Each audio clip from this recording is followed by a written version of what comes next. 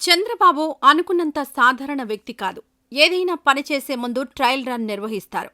తాను చేయాలనుకున్నది, చెప్పాలనుకున్నది తన నోటికి, చేతికి మట్టంటకుండా ముఖ్యమైన వాళ్ల నోటితో చెప్పించడం, రాయించడం చేస్తారు. కొన్ని రాళ్లు జనాల మీదకు, మీడియా మీదకు వదిలేస్తాడు. ఒకవేళ ఆ రాళ్లు రివర్స్ కాకుండా ఉంటే ప్రొసీడ్ అవుతాడు. లేదంటే లోపం వెతికి సరిచేసి అనుకున్నది చేసేస్తారు. ఇది చంద్రబాబు మార్క్ స్ట్రాటజీ. ఇప్పుడు కూడా అదే చేశారు. అసలే అధికారంలో ఉన్నాం, ఫ్యూచర్లో మళ్లీ వస్తామో రామో అన్న కారణంతో పనిలో పనిగా లోకేష్ని డిప్యూటీ సీఎంని చేసేయాలంటూ ఒక రాయి విసిరారు. దాన్ని టీజీ భరత్ నోటితో చెప్పించారు.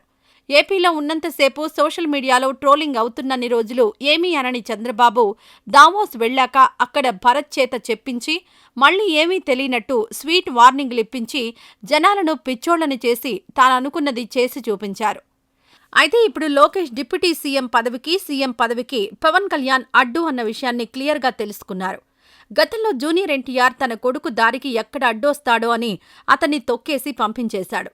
ఇక ఇప్పుడు పవన్ కళ్యాణ్ రూపంలో లోకేష్కి పదవీ గండం ఉందని తెలుసుకున్నాడు. ఇక ఇప్పుడు టీడీపీ శ్రేణులు చంద్రబాబు పవన్ కళ్యాణ్ మీద ఫుల్ ఫోకస్ పెట్టారు. అందుకే ప్రస్తుతానికి పవన్ కళ్యాణ్ ఎంతవరకు గేమ్ ఆడతాడా చూద్దామంటూ ఆయన ఏం చేసినా చంద్రబాబు నుంచి పెద్దగా రియాక్షన్ రావడం లేదు. ఎప్పుడైతే గ్రౌండ్ లెవెల్ అంతా లోకేష్కి అనుగుణంగా సెట్ చేసేసి ఇక కాసేపట్లో పట్టాభిషేకం అవుతుందో ఇక అప్పట్నుంచి పవన్ కళ్యాణ్ మీద పగ సాధించడానికి రెడీ అయ్యేలా ఒక ప్లాన్ అయితే అమలు చేస్తున్నట్టు క్లియర్గా తెలుస్తోంది. అయితే ప్రస్తుతానికి పవన్ కళ్యాణ్ని తప్పక భరించాలి అన్నట్టుగా భరిస్తున్నారు అనే విషయం టీడీపీ శ్రేణులు గుసగుసలాడుకుంటున్నారు. జనసేనతో పొత్తు వద్దు అన్నా కూడా పెట్టుకున్నారు. ఇప్పుడు పవన్ని పక్కలో బలెంలా చేసుకుని తిప్పలు పడుతున్నాం అనుకుంటున్నారు. ఇక ఈ పొత్తు ఎప్పటివరకు కంటిన్యూ అవుతుందో టీడీపీ చూడాల్సిన పరిస్థితి వచ్చింది. ఒకవేళ లోకేష్ని డిప్యూటీ సీఎంని చేయడానికి వీల్లేదు అని గట్టిగా వాదనలు వినిపిస్తే మాత్రం టీడీపీ వెనక్కు తగ్గే అవకాశం ఉంది. అయితే ఈ పొత్తు నెక్స్ట్ 2029లో కంటిన్యూ అవుతుందా అంటే చెప్పలేం, కానీ రివెంజ్ ప్లాన్ తీర్చుకుంటారు. ఒకవేళ కలిసి పోటీ చేసినా కూడా గతంలో కమ్యూనిస్ట్ని ఎలా ముంచేశారో పవన్ కళ్యాణ్ని కూడా అలాగే ముంచేస్తారు. సీట్లిచ్చి ఆయా స్థానాల్లో తమ టీడీపీకి చెందిన వాళ్లని నిలబెట్టి చివరికి ఆ పార్టీని లేకుండా చేస్తారు చంద్రబాబు. ఇది ఖాయంగా కనిపిస్తోంది. అయితే ఇప్పుడు జనసేన కానీ పవన్ కళ్యాణ్ కానీ చేస్తున్నవన్నీ టీడీపీ గమనిస్తోంది.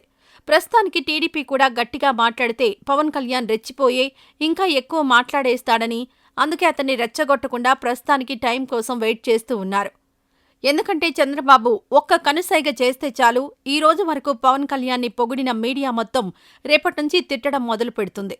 పవన్తో కలిసి ఉంటే కలదు సుఖం కాదు, కలిసి ఉంటే తీరని దుఃఖమని అనుకుంటారు టీడీపీ శ్రేణులు.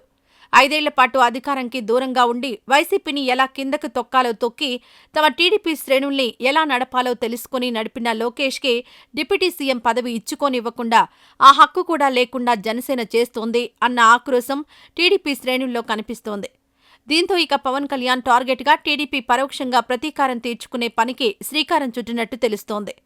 టైం వచ్చాక ఏం చేయాలో మరో ప్లాన్ని కూడా రెడీ చేసుకునే పనిలో ఉంది అంటున్నారు రాజకీయ విశ్లేషకులు. మరి ఇక పవన్ కళ్యాణ్కి టైం వచ్చినట్టే.